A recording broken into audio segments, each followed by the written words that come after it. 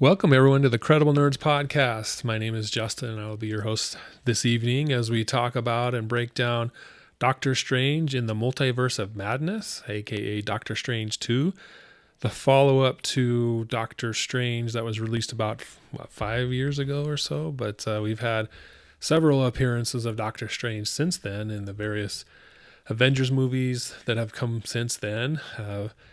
So his story has continued, but this is the first direct sequel since that first Doctor Strange movie so many years ago. Like I said, my name is Justin. Welcome to the Credible Nerds podcast, this video feed. First off, we'd like to invite you to subscribe to our channel, as well as like this video, comment on the video, do all that, YouTube stuff that everybody talks about. But we would appreciate a subscribe to increase our subscriber number and kind of get our videos out there. So we would thank you in advance for that. But in addition to me, we have a good cast of reviewers and hosts. I'd like to introduce them. First up, we have my main man, my big nerd, my fellow Marvel Sorcerer Supreme. We have Mark. Hey guys, how's it going? Good to be here. Quite the introduction, but you deserve it, man. So, in addition to Mark, we have Kimball, who's always been with us at least these last few Marvel review shows. We have Kimball. Hello, guys. Welcome. Hey, if he's the Sorcerer Supreme, then what am I? Ooh, that's a good question. Who's the weakest? The weakest Supreme? I mean, the strongest. It came out wrong. I apologize. Oh, the strongest Avenger? Okay, I'll take that one. Yeah. So we got Kimball back with us, and then we have Aiden joining us this time. Hey, guys. So this is your first Marvel review show, if I remember correctly, right? Yep. Cool. Well, me and Aiden and Mark went and saw the movie last Saturday, and we actually saw it we ended up seeing it in 3D. I didn't realize that was the ticket we bought, but we showed up for that, and they handed us the glasses, and we're like, okay, let's see how this is. And actually, I enjoyed that 3D presentation. It was really well. I've seen movies before in 3D, and some of them are good, some aren't, but this was pretty good. We saw it in IMAX 3D, which visually is probably one of the best mediums to see it in. And you saw it on Saturday as well, Kimball. What format did you watch it in? I saw it in 2D format. Okay. And then, Aiden, you went back and saw it again Monday? Yeah, yesterday. I saw it yesterday, not in 3D. Mm-hmm. So you've seen both 3D and 2D. How did it compare? Were there any differences besides the obvious 3D? I usually do not like 3D movies, at least in the movie theater. Mm-hmm. I don't like the 3D glasses. I think sometimes doesn't make too much of a difference, but in this movie it really did make a difference. There's so much depth to each scene in the movie that it was a different experience. Yeah. Okay. Cool. So Doctor Strange, we start out with him waking up. Actually, he has this nightmare. At least that's what we're led to believe at first. This nightmare where he's with this character we haven't met before. We've been teased in the previews and the trailers about it. America Chavez, and she's a younger girl. I don't know if she's quite a teenager, maybe an older teenager, younger 20s type person. And her and Doctor Strange are fighting against this demon. I'm not sure what that area, that part they're in. It's like the in between spaces. I'm assuming something like that. I don't know, Mark, did you catch what that was, or understand what that place that they're in is? Yeah, so it's the space between dimensions is what they said late in the movie. So it's kind of like unbuilt space, right? It's just it separates the dimensions, so it sounds like it's like somewhere outside of any dimension, but not in its own dimension, if that makes sense. It's just kind of there. Yeah, okay. Like the word space. they used was junction, so it's like a four-way stop or something like that. A train junction leads to everywhere. Yeah. Was it built specifically for that book that they were trying to get, or is that just for anywhere, anything? I don't know. I got the sense that was the the place that book was kept specifically. I feel like the Book of Vishanti was placed there because it's not anywhere. Okay, gotcha. Yeah, yeah, it's kind of like its own place. Like if it almost made it sound like going from dimension to dimension is hard, but doable by specific people. But going to this place is even harder. And so this is here. So if you can make it, you actually need to be there. Yeah. Okay. And so they're trying to get the Book of Ashanti, and they essentially fail. The demon is able to overpower them and not let them get it. And America Chavez, this is a new character that we haven't seen in the Marvel movies yet. And her power essentially is that she's able to create doorways and passageways in between the different multiverses that exist. So she's able to open a doorway to another Earth and escape that demon and move on. So it's kind of they call it a cold opening, where you're just kind of thrown in the middle of what's going on. And so seeing this, I was a little disoriented, like what's going on? Because it's Doctor Strange, but it's not our Doctor Strange. It's a different version. He has a ponytail, like I said later on, when our Doctor Strange sees him. What about for you, Kimball? With this thrown into the action, here's a Doctor Strange, but one that we obviously don't know. New character, new situations. How'd that come across for you? I liked it. I thought it was a good cold opening, especially when it comes to like a sequel, rather than like a movie where it's an origin story. We already know who Doctor Strange is, so I like getting just thrown into something. Then questions get answered later. Right. Okay. So with this being thrown into this, we've seen Doctor Strange in several movies prior to this one, the most recent being Spider-Man in No Way Home. And there's some multiverse stuff going on there, and they've referenced it later in the movie a little bit. Do you feel like you needed to see all these Doctor Strange appearances in the Avengers, Infinity War, Endgame? I think he was in another one, like an end credit scene for a different one, and then the Spider-Man one. What about you, Mark? Do you feel like you need to see all those, or can you just jump into this one and be good? The only thing I felt like that I had to see is the one show I didn't really watch, which was WandaVision. True. Right? Yeah. I got halfway through and it was just like, I just could not finish it. And I know I've been told multiple times I need to finish it. And I was like, nah. And I really regretted it because there was a lot of kickback, about what happened in that, in WandaVision. Mm-hmm. From this movie, right? Doctor Strange talks about it. Oh, you never came up and checked on me. I thought you'd come check on me. The Darkhold is actually in WandaVision, right? It's in the very last episode. So that's where she gets it, and you would never know that. Like all of a sudden she just, she has it, but you don't know how. So you had to watch WandaVision. I think that's the one show that you really need to watch to get that connection. Yeah, I mean, WandaVision kind of explains her whole motive for the whole movie. You don't understand why she's doing the things she's doing, and like you get it, but you don't get the whole part of it if you don't watch WandaVision. Yeah, you don't get the impact of it, the importance of it all. Yeah, that's a good point. So maybe for Doctor Strange, not necessarily, but for Wanda, Scarlet Witch, yeah. So, okay.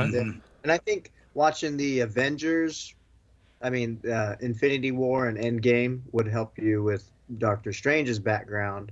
But I don't think watching Spider-Man is really necessary because he talks about it, and that's all you need to know. Yeah, with Spider-Man. Yeah, because... Sorry. Go ahead. No, you go. You just get a glimpse into the multiverse. It hints at it, so it's not terribly important. Mm-hmm. Yeah, and that's what I was going to say is that, dimensions were opened, and stuff like that. And we saw people coming from other dimensions into, his, et cetera, et cetera. But they didn't really bring that into this. I thought they were going to continue on, like what was going on here is going to be an effect of what happened in Spider-Man, but nothing, right? There was no connection on what he did there. So yeah, I don't think the Spider-Man would really help at all, other than that it's pretty awesome. Yeah. We did a review of that as well, so go back and check our audio podcast feed and you'll find that review there. So we all like that Spider-Man movie, and so we have some good things to say about that. But yeah, WandaVision, I thought what we saw, a lot of the things we saw in this movie we would actually see in WandaVision, like Doctor Strange showing up, them talking, and just kind of more interaction between Wanda and Stephen Strange. And I think that was, I don't know if it was actually part of the script and then they cut it out, or there's a lot of rumors about that when WandaVision first premiered, but we never saw it come to fruition. So I was glad to see that connection made here in this movie between those two, because I always thought they're both magical users, so why wouldn't they work together or be part of the same realm at least? So so he wakes up, Stephen Strange wakes up from this dream. We're led to believe it's a dream at first. And he gets dressed and he goes to Christine's wedding, his ex-girlfriend's wedding. She's marrying a new guy who's more dependable and more reasonable, it sounds like.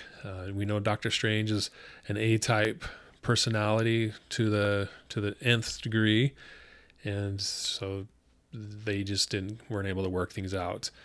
But she's marrying a guy who apparently likes Doctor Strange, is a fan of him. So she's like, I don't know how that's going to work out. But I don't know. What'd you guys think about this storyline of Christine and Stephen Strange?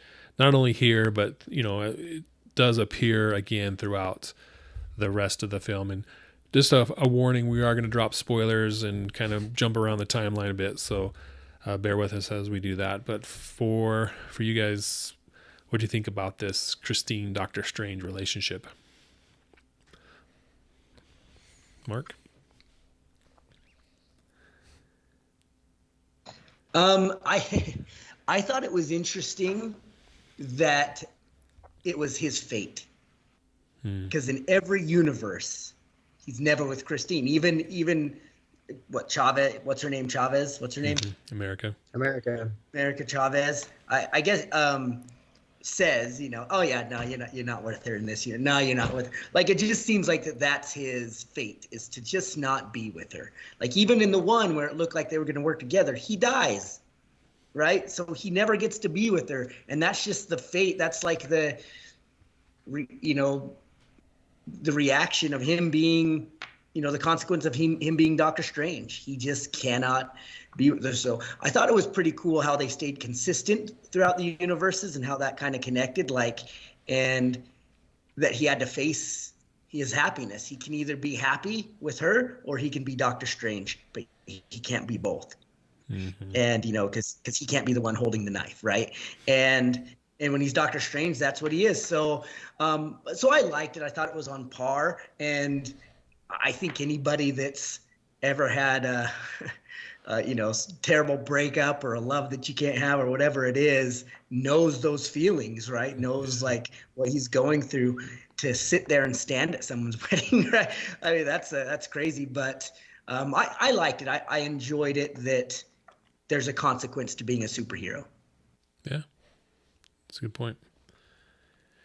I did like towards the end when he meets up with Earth, what is it, 838, I believe, that Christine, that he is able to tell her how he feels. And even though it's not his Christine, he does get kind of that closure, kind of like what we saw in the Spider-Man films with Andrew Garfield's Spider-Man saving MJ of Tom Holland's universe. You kind of got that pseudo confirmation, pseudo closure that he needed. So that was pretty cool. But yeah, they're just not fated to be together, apparently, as much as they like each other. And I still think she likes him to some degree. She just knows it's not going to work out. So she's moved on. But So there's the wedding, but then this monster attacks. The monster is after America Chavez, and we find out that it wasn't a dream that he had, that it was a reality in a different multiverse, in a different part of the universes. So he goes down there and he fights the monster. Wong shows up to help him out, and they save America Chavez, and she doesn't trust him because of what her experiences. And we find out that the Doctor Strange that was in his, dream that died also made it. So that they capture that one and hide him. They bury him in some rocks type thing. So then we find out more about America Chavez as they talk and get to know her. For you, Kimball, this introduction of a new character with some pretty big powers, how did that go over? We find out that it's not just this dream. It's, she's a real person and she's going to be part of the story. How did that play out for you, Kimball? So what I was wondering with the dream, apparently, did they say that any dream you have is happening in another universe? Is that what they were getting at? Sounds like it. Yeah. Maybe not every dream, but a lot of them. Yeah, they said dreams are windows into another universe, and then Wong was talking about how he had the dream of being chased by naked clowns in his underwear or something like that. And America was like, "Yep, that's another universe." Yeah, I guess that kind of they're being consistent, because if you think back to Age of Ultron, Tony Stark, I mean, if you want to call that a dream or a vision he had of all the death that happened, you could say that happened in another universe. I mean, now that Marvel's exploring this multiverse, it's kind of a double-edged sword where they can get away with everything and anything's possible, but then that takes away a lot of I guess consequences, because now you can just erase everything or start all over, or just make a new universe, which can be both good and bad. But yeah, I think it was a good introduction to this new character. She seems to me, she's not annoying, which is great. I don't like it when a new character comes in and you just don't like them at all. She didn't have like that arrogant take to her. She was still pretty humble, and I appreciated that. Right. So the creature that was chasing her, do we have any idea what that is? So it's called the Shumagorath. Shumagorath. Yeah. Or the Quaggoth for this Earth 616. That's its name. Okay. So that monster was ripped from the comics, basically. Yeah, so it's been around for a while. Let me see if I can find when. See, I thought it was a beholder. Is what I was like, is that a beholder? It's one of the great old ones. Is its official title. Okay. Yeah, that's cool that they're able. I'm sure there's lots of monsters in these comics, the history of all these comics that have been around for decades, that they can just pull out and be like, yeah, this is one of those guys. So that was good to see. I liked how they defeated it by popping its eyeball out. That was kind of funny. So, all right. So Wong is still the Sorcerer Supreme, and Doctor Strange isn't, to his dismay. But yeah, they go back to their main headquarters. What's it called again? The Carmitage. Carmitage, yeah. And we see all the monks, they're training. So Strange goes to visit Wanda, and she's off in this field, and they talk. But then she gives away something, the name of this America Chavez, that he didn't tell her about. And when they said that, I was like, I don't think Steven brought that name up. And that's how it went down. And he was able to figure out that, Wanda has gone to the dark side. She has the dark hold. My thought was, where was she when she pulled back the curtains and we saw everything was dead and the moon was red or the sun was red or something? Where were they at? And how did Stephen Strange not know that things were different? that he was in a different place, different reality. I don't know. Do you guys have any insight on that? I think that was, the big part of the Darkhold is that it made Wanda more powerful. That's already one of her powers, is that she can alter reality. That's her power comes from the Reality Stone. So I think the Darkhold enhances that, darkens the area around it, so you can't really tell. Okay.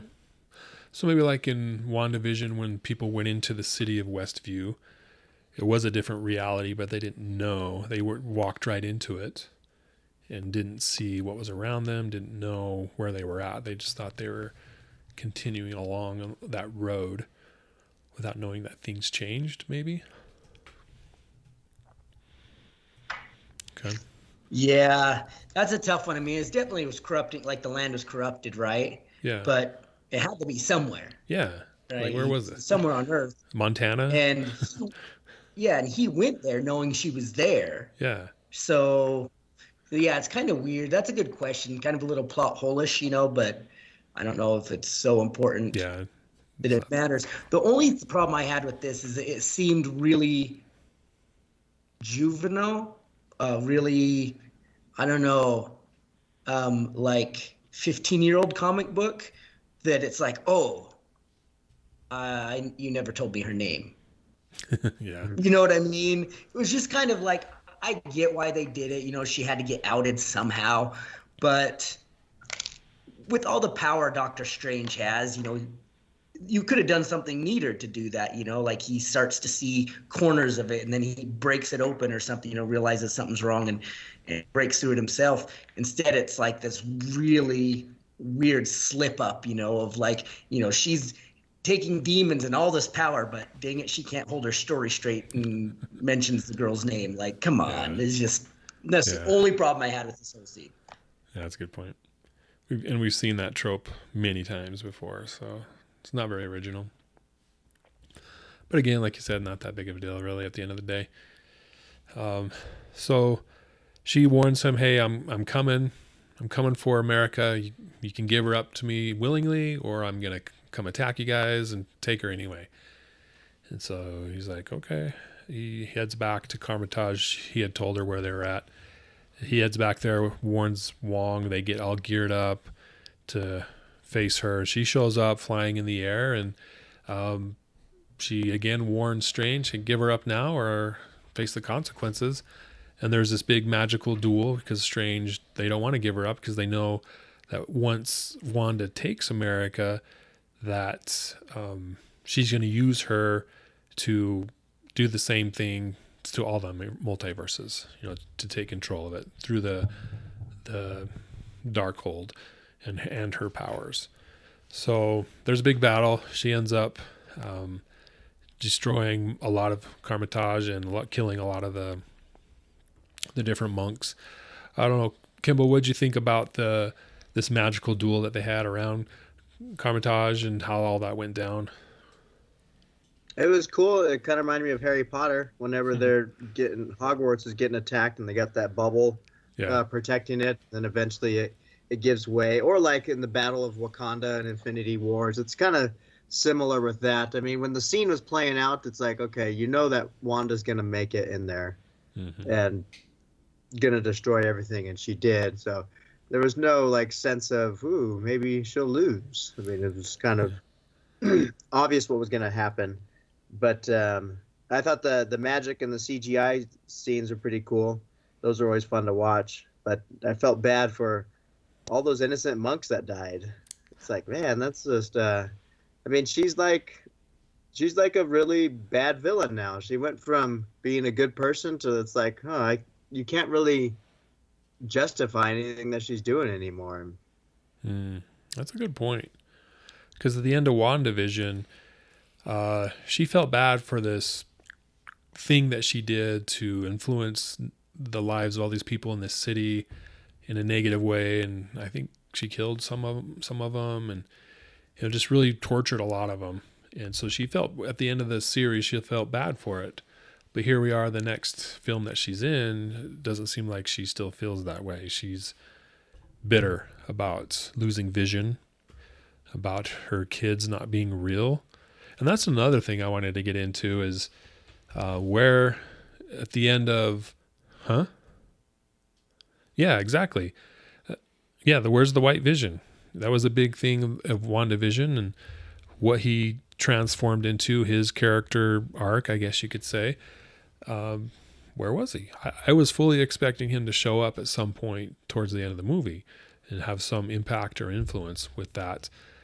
And then in the other multiverses, she has the two kids that look exactly the same as her kids from her made-up reality in WandaVision on Earth 616.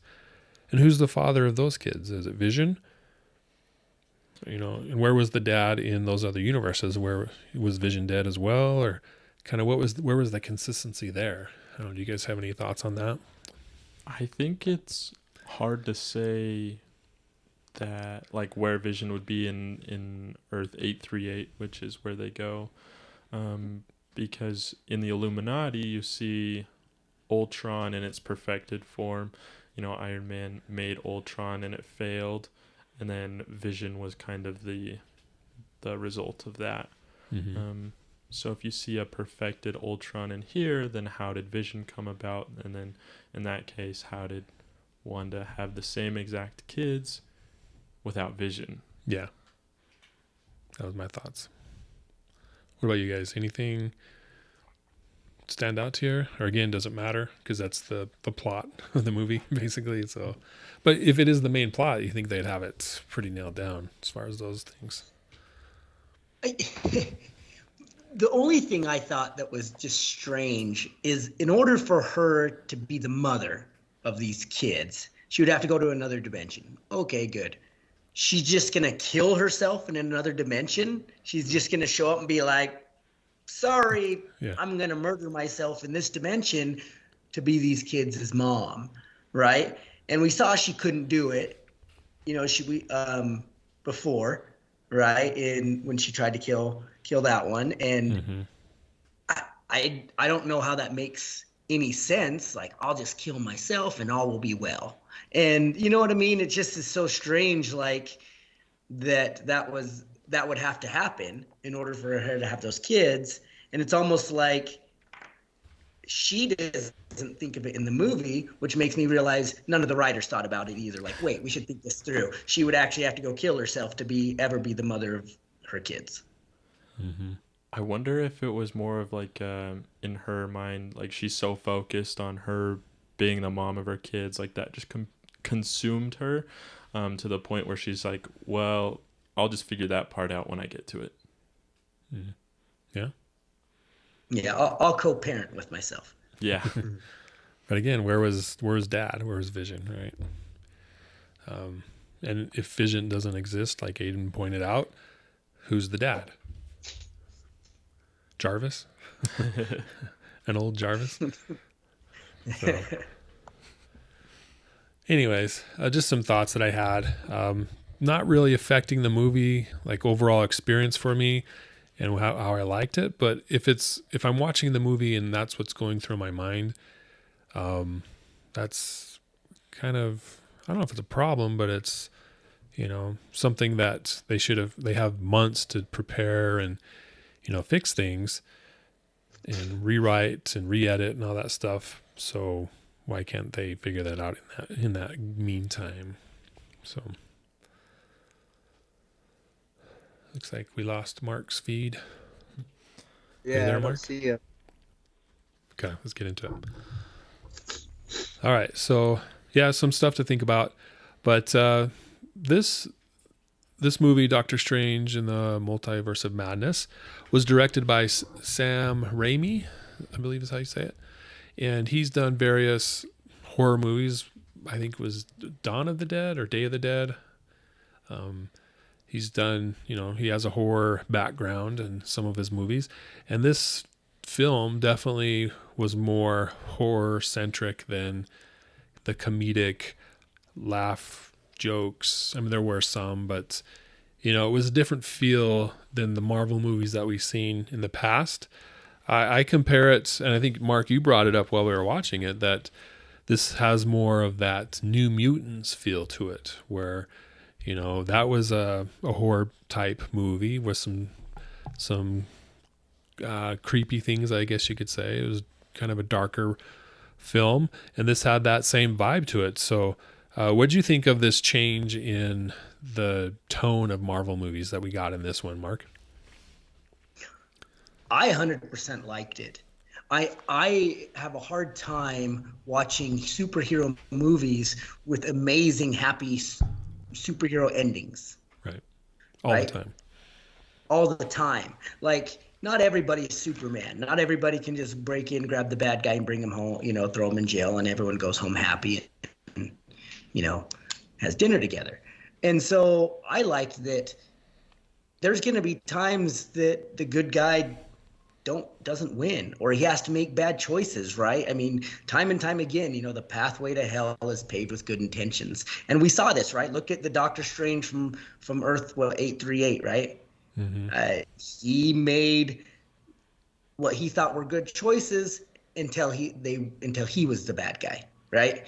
And so, I liked it because there's issues with it. People die and superheroes die, and sometimes they don't die very well. Yeah. There's no heroic ending to getting cut in half with a shield, right? There's nothing amazing about that, but it happens. And so I thought it was cool. I think my mind opens up now. Are we going to continue to see this, or was this a one-off? This is just Doctor Strange's thing. Are we going to see that in the next Doctor Strange, right? Where he's going somewhere else. I think it's neat. I know it takes, it's moving away from the kids thing. Like, the same thing I said to you. If I had a 12 or 13-year-old kid, I don't think I'd bring him to this. This is a little bit much. There's a lot of themes here that are very adult themes. But that's not necessarily a bad thing. I think that you're going to alienate a little bit of your audience, but you're going to definitely interest your core group, your 16 to 24 group. Mm-hmm. That's for me anyway. That's what I got out of it, and it drew me in because now there's some real world consequences that we're seeing that have big effects. And because now what for World 838, right? You save the day. There's no convergence, but all their Illuminati superheroes are dead. Mm-hmm. Yeah. So there you go. Yeah. For you, Kimball, what did you think of this change in tone? Did it work for you? What were some of the things you liked, if any? Yeah, I liked it. I liked that it definitely was different. And like Mark was saying, after 27 or 9 movies, it's like you get tired of it. You get old after a while. And so this definitely appeases the different age group. And I hope that it continues in this way, but with like the cameos that were made, it wasn't as good cameos as like the Spider-Man had. Those just seemed more solid, but like seeing like I was hoping Professor X would be not one that was killed, because it's like they introduced 4 great Illuminati characters, but then they all died, and it's like, oh, that was kind of short-lived. I was hoping one or two would survive, but it showed us the power of the Scarlet Witch. Like, she just took care of all of them, which was, I didn't know she was that strong. Mm-hmm. And now it just makes me think, going back, like, wow, could she have handled Thanos? With this new power, definitely she could have handled him just by himself. But this changes things. Mm-hmm. Yeah. Let's talk about that Illuminati part. I think in the trailer we actually heard Professor X's voice. We didn't see him, so it was like, oh, is it him? Is it not him? But I pretty much knew it was him, based on Patrick Stewart's iconic voice. But for that appearance, we had John Krasinski show up as Reed Richards, which that's been a rumor for years now that him and his wife are going to be the new Fantastic Four couple. And then we finally saw it. That was a surprise to me. I was really happy to see that. For you, Aiden, you're a big John Krasinski fan from The Office and all that. Did he fit that character from what you know about him, and did he feel that role pretty good, or what do you think?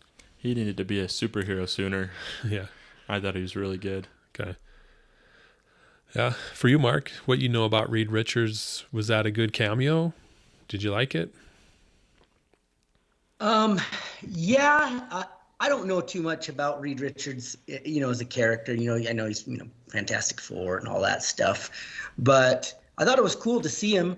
From everything I've read about him and remember about him, I expected a little bit more from him in the fight Me too. with Wanda, right? It was just kind of like, oh, I suck as a superhero and I'm dead. He's supposed to be the smartest man in the world, and this guy's telling you like, hey, he's got the Darkhold, we need help, and he's like, I'll rush right in. Yeah. It's like, oh, you went from the smartest man in the world to the dumbest hero in the world in about 1 second. So, but yeah, I think that, if they pick him back up, somewhere in another Earth or whatever, I think that's a good choice as any. Yeah. I thought it was a good preview of what we could get from that. I mean, Fantastic Four is still in development. They recently changed directors, unfortunately. So that puts a delay on things even more. So maybe we'll see it at some point. Then we saw, like you alluded to, Captain Carter, I'm assuming, is what her name was in this one. She also was cut down, literally, cut in half with her own shield. They didn't show the actual body parts splitting, but it was pretty close to that. I saw the blood on the shield, and I think that was good enough. Yeah. Just the angle that she fell, you kind of like, oh, that didn't go well. I thought she also rushed in. I mean, she was one of the last ones to survive, but she kind of made some dumb mistakes for being a superhero. I don't know. And then Black Bolt, first time we've seen him on screen, I believe. He has the power to kill people with, saying one word because his voice is so powerful. But Scarlet Witch took care of him, imploded his head, made it so he couldn't speak, and then the power just contained within his head and his brain blew up. So this is what I didn't get about that part. I thought she could only alter reality in your mind, not actually alter reality. And Right. She altered reality here. And it's the only time she did it, right? Like, it's like, well, why didn't you just make people have no arms and legs and then your problem solved? You just made this guy have no mouth, without doing a thing, and so if it was just, in this guy's mind, him whispering wouldn't alter the waves of his whisper inward, right? And so I thought that was weird. I was like, that's kind of doesn't make sense to me. It was a cool death, right? It was like crazy to watch, but it just didn't make sense how she could just actually make his mouth disappear. I wonder if that's an effect of the Darkhold. Like, it just makes it that much more powerful where it actually does alter reality. Yeah, that could be it. Because the Darkhold is basically Scarlet Witch, or amplifies her powers, right? So maybe he thought his mouth was closed, so he never opened it, and the sound waves just stayed inside of his mouth. And I don't know. But I agree, that was the only time we actually saw that it was implied that it actually altered the physical reality instead of just, your mind playing tricks on you, which he has done in the past. Well, that, and when she split up Reed Richards into spaghetti. Yeah, that's true. She affected his body in a way that shouldn't have happened. But didn't Thanos do that too in Infinity War with the Reality Stone, which is what her power is based off? He turned someone into a bunch of cubes. Drax. Yeah. And haven't we seen that mouth trick before, or is that a different movie franchise? I thought we'd seen that before. What, Deadpool? Wolverine? Yeah, maybe that's what it was. So, okay. And then Captain Marvel, was that the co-pilot from the original Captain Marvel? Yeah, that's her buddy. Yeah, that's what I thought. So she's Captain Marvel in 838. That's something, another one of the things you do or should watch beforehand is Marvel's What If series. Because it does have an actual storyline, even though the title is What If. it explains pretty much who Captain Carter is, who the new Captain Marvel is, and I guess that was their reality, and also Zombie Strange. Mm-hmm. Yeah. So, we were talking while we were watching the movie, is Scarlet Witch the most powerful Avenger? I mean, she's pretty powerful here, but she has the assistance of the Darkhold. I think we've talked about this many times throughout this Marvel run of movies, and ever since Avengers: Age of Ultron. And I believe, even without the Darkhold, she is the most powerful Avenger. Maybe Thor is on par, or maybe a little bit more powerful, but I think it's between those two. But Mark, you had a different opinion, or if I remember correctly? Sorry, I was a little distracted. Say that one more time. Just talking about Wanda, is she the most powerful Avenger, or is it Thor, or someone else? No. I don't know. So I looked this up, right? Because I questioned that. I was like surprised she just ripped through everyone. And everything I see, I think there's 10 million different opinions out there, but everyone I see has Doctor Strange ranked above Wanda. Okay. And so to see her just tear through them like that, I was, and like he wasn't just on his back foot. He was just surviving by, scruff of his neck, right? Like just barely making it. So it had to be the Darkhold that gave her that advantage, Right. for sure. But everything I read just shows Doctor Strange just above her. I definitely think Thor is stronger. I tend to think her and Captain Marvel would be on par. Right.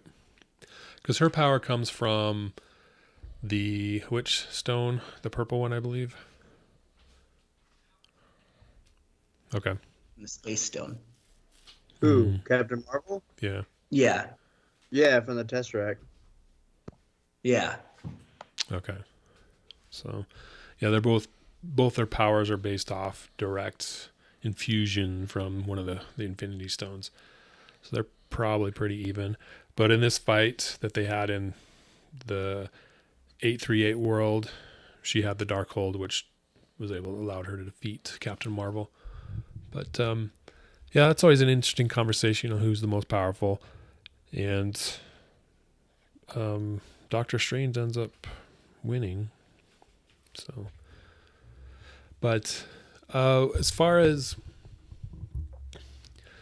the eighth, do we want to see more of this type of things where they go to a different universe? In this case, it was 838, and we meet these new people who are slightly different than the 616 main storyline characters. I mean, is that something that's appealing to you, or was it good and now we're done, we're ready to move on and get back to the main story? What do you guys think? What do you think, Kimball?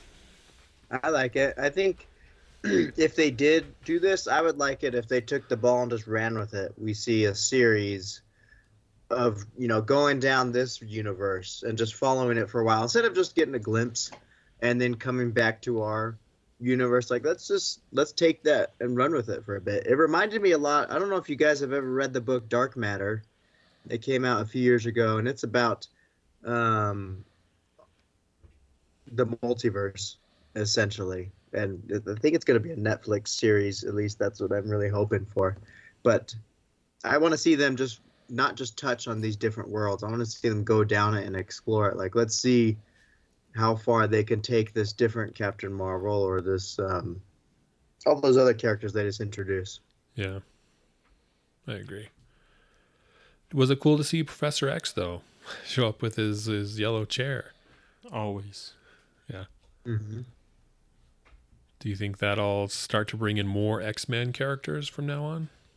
To the 616? As long as we get Hugh Jackman back for Wolverine. Yeah. Okay.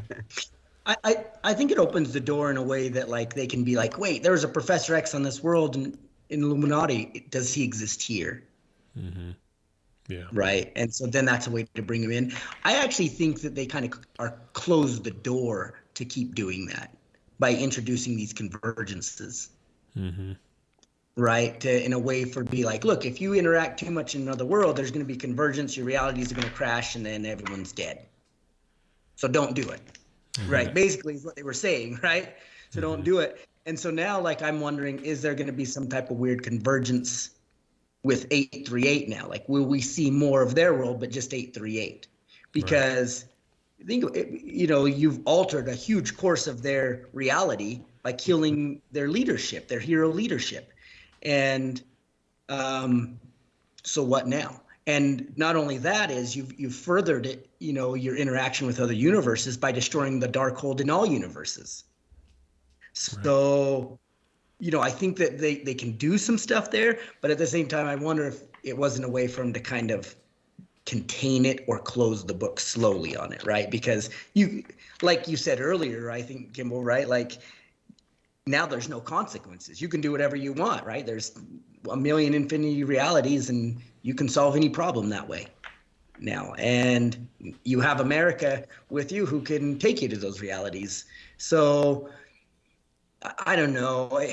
I think that they did themselves a little bit of a service by kind of shutting the door, but they've left enough open that they can do a couple things with it.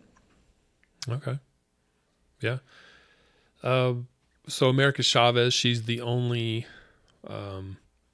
character that can, in all the universes, right? She's the only, there's no variant for her, right? She's the only one that can travel. There's no America Chavez in this universe or that universe. It's just her, which is interesting. I don't know how that works.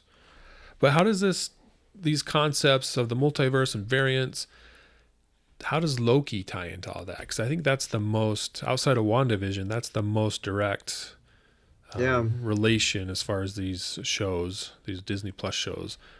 Are we going to see more of the effects of this in Loki, or? When does Loki take place? Would this still be are we still before Loki's events? Because it seemed like at the end of Loki, like, that seems to be the latest of what's happening, unless we haven't seen the effects of what they did. I still don't know where that is on the timeline. Yeah, I think that one's kind of hard to say. Yeah, because there's no reference, right? Yeah. You see him in his own world, but we don't see, like, what's going on in another world. As far as we know, he could have been being tried or going through, to even, at first become like, oh, we've got to delete you now. We got to kill you. That could have been 10,000 years for all we know, right? It could have been 10 seconds. And so we just don't know. I seem to think that something we've seen, whether it's Time of Madness, whether it's when Doctor Strange opened up all those realities, something that happened in WandaVision happened. One of those, I think one of these last movies was what happened at the end of Loki.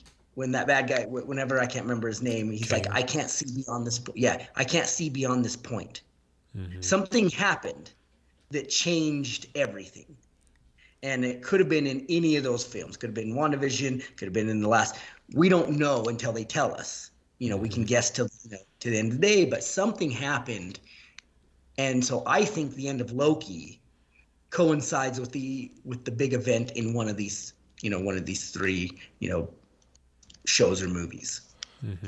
Yeah, and the thing about Loki is with the TVA, the official description of it is that it was an organization and a place created outside of space and time, and it was on the main timeline. But then as soon as it ends, it creates all those multiple timelines. So I guess it doesn't really exist anywhere until the very end. And then I think that is when we see all the multiverse happen in Spider-Man and now Doctor Strange. And I think that is the only point that's, like, definite, if that makes sense. I think that whole part is going to be confusing no matter what, since it doesn't technically exist in time. Right. So with the Spider-Man No Way Home sequence, he does something. Does he tear open the multiverses so they bleed through, right? So he has the power to create that spell, but then he can't travel in between the multiverses without America Chavez's help. So he's not that powerful in Doctor Strange's Multiverse of Madness? Or, like, how does that work? From what I understand with the Darkhold and dreamwalking, there's multiple ways to, see into other universes or access it. But Miss America or America Chavez could actually like open another universe on demand when she wants, where she wants. Mm-hmm. So she's kind of more in control of it, whereas everything else kind of just happened by accident. Right. Okay. Gotcha. So Go ahead. I don't understand how his spell opened up Yeah. to allow people to come in from any universes anyway, right? It was almost like Peter made a wish that was beyond his universe, beyond his reality. And that's what drew in these other people. But what he said is like, you're going to start a convergence with all these other worlds, right? And then, it closed off and did all that. So I don't know if it was really like the spell he cast that did it or him trying to end the spell that did it. I just think that it was a reaction of whatever Peter wished for that went beyond his reality. Like it just could not exist in his reality. So it did something to pull others from another reality, from another universe. Right. If I had to compare in watching the Spider-Man No Way Home and this Doctor Strange 2, if I had to pick one of them that caused this event in Loki at the end of Loki, I would say it's more the Spider-Man event than anything, because Doctor Strange, it was solely with America's help that he was moving, and that's her power. She's been doing that for a while, so it wasn't a new thing, right? It wasn't an accident or some big event. It was just something she does. And they were multiverse hopping, but sounds like she's been doing that for a while. So I would say the event that we saw in Spider-Man was more of a unseen, thing that happened that could cause some alarm for Kang the Conqueror. But I think we'll see in Loki 2. We'll see how that plays out for sure. Maybe they're not related at all. Maybe we're just trying to put things round holes or round pegs and square holes type thing. So, but it's interesting. So America Chavez, she's able to eventually learn how to control her power.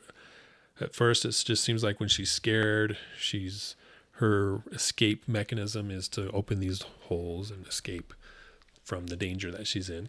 But towards the end of the movie, she's able to better learn how to do it and help get rid of Scarlet Witch. So Scarlet Witch, she ends up finding this place on Earth where the Darkhold originated, because the Darkhold book was copied from the inscriptions on the walls in this place that they went to. And that's basically her base or her home, it sounds like, where she needs to be. It sounds like it was prophesied that she would show up there, I'm guessing. There was a stone figure of her on the wall. Yeah. She said it was her throne too, not her tomb. Right. Yeah. So her throne. But it's short-lived. Strange comes back to this body that was buried at the first of the movie as zombie Strange, and is able to animate that dream walk and animate that, and with the help of Wong and America Chavez is able to defeat Scarlet Witch, and the whole thing collapses on her, and we're led to believe that she dies, but towards the end there's like this red flash of light that can imply that the stones crushed her and the power was released, or it could imply that she was able to escape somehow. I don't think they killed her off. I think they're saving her for a different movie or something, but it could be that she died. I don't know. What do you guys think about that ending to the Scarlet Witch? Yeah, I don't think she died. I think she's too valuable to the MCU, to the Avengers, to defeating Kong, especially with how strong he is. I don't think they would. It seemed kind of not short-lived, but just like anticlimactic. Like, oh, she's gone now. Yeah. Like I wasn't expecting that, and so I don't think they're gonna keep that permanent, especially because nothing's permanent in the MCU.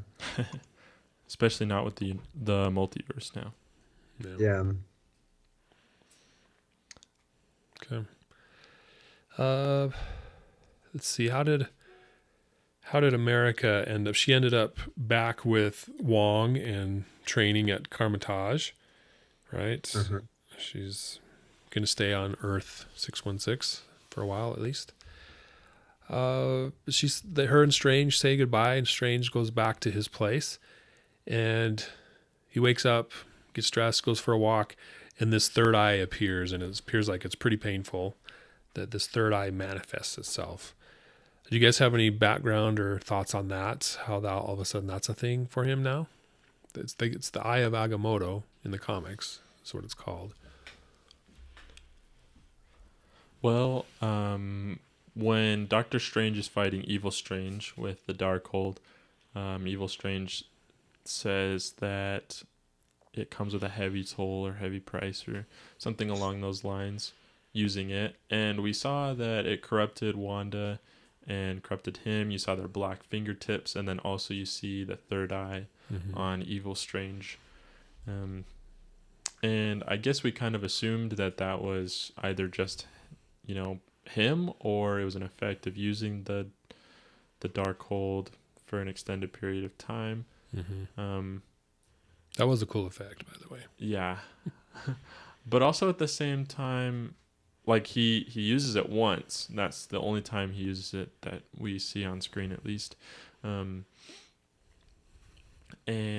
then he drops down and gets the Eye of Agamotto. And also Wanda doesn't have the eye as far as we know. Yeah. Which makes me wonder if it's a thing that's specific to Doctor Strange. Yeah. Yeah, it's interesting how that... So this is what it says. I just looked something up. Okay. This is what it says. It says, in the movie we see the sinister Strange flexing the third eye, making us believe that it is associated with evil. However, that isn't the case in Marvel Comics, and the extra eye is a manifestation of the Eye of Agamotto. The third eye doesn't make anyone evil. Instead, it only gives some more powers to its user. For instance, the user can use the third eye to reveal the truth, rewatch every past event, and weaken any mystical entity. Apparently, we've seen the Eye of Agamotto previously in the MCU, as it was created to contain the Time Stone. However, Thanos crushed it in the Infinity Wars while fighting Strange. Then we see the Eye of Agamotto back in No Way Home, but without the Time Stone. Doctor Strange got the third eye after using Sinister Strange's Darkhold, and while the Evil Strange might have used the eye for the wrong reason, Doctor Strange will use it to bring down the evil. Okay. So it's not good or evil, it's just how the user decides to employ it or use it.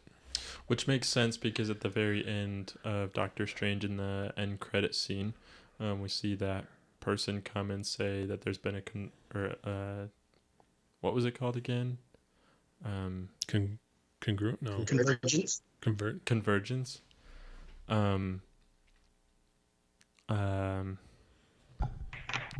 He doesn't look evil, and then he pops open that eye and says, "Let's do it," or something like that. He has that attitude, like, "Yeah, let's fix it." Yeah. And that person is Clea, who has a pretty deep history with Doctor Strange, at least in the comics. I had to look it up and see who she was. Played by Charlize Theron. So hopefully that's, if a big name like her's coming in for an end credit scene, I would imagine she's going to be showing up in the future. So that's probably the direction they're going in. But in the history of the comics, their love interests, they get married at some point, then they get divorced. But she is going to replace Christine. Is the setup, in my opinion. But she is related to Dormammu, who we saw in the first Doctor Strange. Like, Dormammu has a sister, and she is the daughter of his sister. So Dormammu's niece, at least in the comics. And when we watched it in the theater, Mark, you're like, oh, that's a scene when they cut the reality and we saw into this alternate place. You're like, oh, that's the place from Dormammu from the first movie. So you picked it out right away and went to it and kind of knew where they were going with it on some level. So For you, Kimball, what do you think of this first end credit scene? Did it pique your interest? Was it good seeing Charlize Theron? Well, it's just another can of worms that they're opening without having to close the other ones. Because we got introduced to Thanos' half-brother after the Eternals. Right. We haven't seen anything about that. It seems like there's been a few of these end credit scenes that they've introduced to us, but they haven't gone on with it. And now we got another one. So it's hard to keep track of all of these, and I wish they would not open as many of them and, give us more storyline of these other ones that they haven't finished yet. So I wasn't... when I saw it, I thought, oh, great, here's another one. Now I got to wait forever to find out who this person is. Yeah. I mean, that kind of happened in the events leading up to, the Infinity War. We got glimpses of different stones and Thanos going everywhere, and we didn't really know what that was for. I mean, we did because comics, but we didn't at the same time, so I imagine this is going to be another big event. I think there was a name for it, but I don't remember. Name for what? I guess the next big Endgame type thing. Isn't it? I thought it was Kong Wars. Oh, Secret Wars? King the Conqueror? It's Kang Wars. That's what I've been reading. Wars? Okay. Mm-hmm. Yeah. Could be. Yeah, I think they're teasing a lot with this Kang character and haven't revealed anything since. So, be interesting. All right. And then the last end credit scene was Bruce Campbell, his cameo, punching himself for, 2 weeks? Oh. So, anyways, final thoughts. What do you think about Doctor Strange in the Multiverse of Madness? Was it a worthy entry for the MCU? Did it do a good job of explaining what's next? Good character development for Doctor Strange? I don't know. What do you think? What do you think, Kimball? I think this was my second favorite Phase 4 film of the MCU. Just because a lot of the other MCU films we've had, like Eternals and Shang-Chi, those have been more origin stories, and those just don't hold as much weight to me as like sequels and things. So this one's definitely second favorite, first being No Way Home. But I thought this movie did contribute a lot to the universes, and it wasn't just, it's not just going to be a standalone film. It did have consequences, and we're hopefully going to see them in the future. And I liked the movie overall. It was good. Okay, cool. For you, Aiden, what do you think? I think I agree. I liked Shang-Chi, and I haven't watched the Eternals yet just because it's an origin story, and I haven't really cared too much to yet. I'm definitely more invested in like the likes of Spider-Man and Doctor Strange, and it was a good entry or continuation of the story. It adds a lot to it, and there's a lot of depth to it, and it's put together well. There's lots of things to think about and talk about and consider and wonder about, and it's I like movies like that, and I liked that this movie was dark, and those are my favorite movies, like The Joker, where it's just the good guys don't win for most of the movie, at least, and it kind of sucks, but then it resolves itself however you want. I mean, we think Wanda dies, which kind of sucks, but it adds weight to the movie. Yeah, good points. Mark? I liked it. Phase 4, I put Spider-Man above it because of the nostalgia of Spider-Man, right? That was just too amazing to ever put aside. As a whole, when I put it, next to all the other films, it's definitely probably in the top, I'd say top 6 or 7 movies for me. I really liked it. There was a lot of good things about it. There was its plot holes. I kind of get annoyed with plot holes sometimes. Celestials was probably like one of the worst ones ever with plot holes. But There was some, but I think that there's a lot of good that can come from this new direction. Where are we going from here? We can get a little bit, out of the same jokes, the same, kind of rigmarole that we've seen for 20 plus films, and so that was really neat. Be interesting to see where we go from here, if they continue that, that direction to a little bit more older audience. So I think my one big criticism, just like I said, was just there was a couple glaring plot holes in there that, I have a hard time coming to terms with. Right? It's just like, look, this is such a big plot hole. Like, how do you fix that? Do you just ignore it and pretend like it doesn't exist, or do you have to write some story to try to make it work, which could be a disaster? So we'll see what happens, but definitely go see it. It was definitely worth. If you haven't seen it, great. If you have seen it, tell us how awesome it was. If you don't think it was awesome, then don't comment. No, I'm just kidding. Comment, but Yeah. But no, good show. Yeah.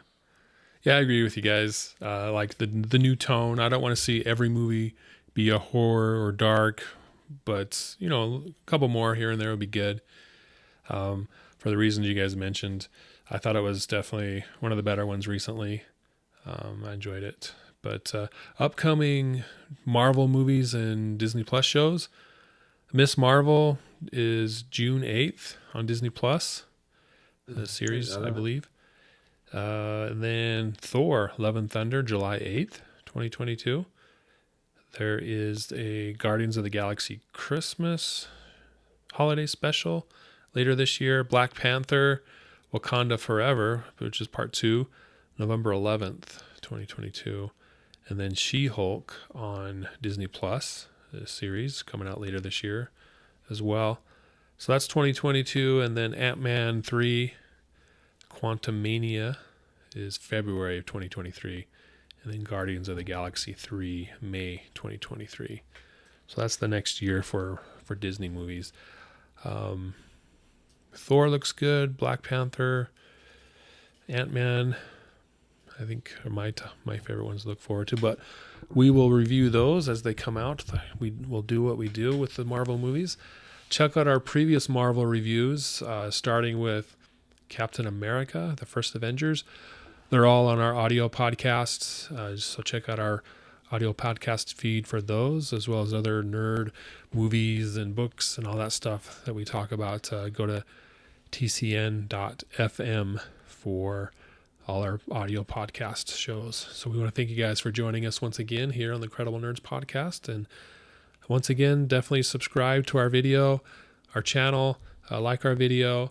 Let us know what you think in the comments, if you liked this movie or not, and we will respond and go from there. So thanks, guys, for listening, and we'll catch you next time. See you guys. See ya.